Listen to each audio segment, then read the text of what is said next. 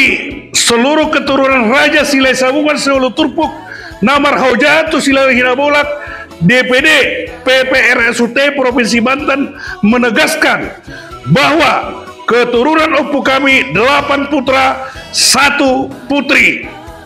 Putra pertama Loraja, putra kedua Tukir Raja, putra ketiga Sondi Raja, putra keempat Butar Raja, putra kelima Dagari Raja, putra keenam Dewan Raja, putra ketujuh Batu Raja, putra ke-8 Tambun Raja, dan 1 putri Deang Lamora, menegaskan bahwa Opu kami Raja Silai Sabungan hanya menikah dengan Opu Boru kami 1.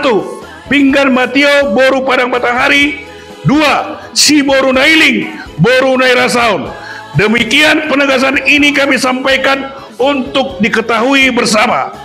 Tangerang 4 Agustus 2025, Kantor Sekretariat DPD PPRSUT Provinsi Banten, Jalan Empu Sendo Raya, nomor 44, Perum 2, Tangerang.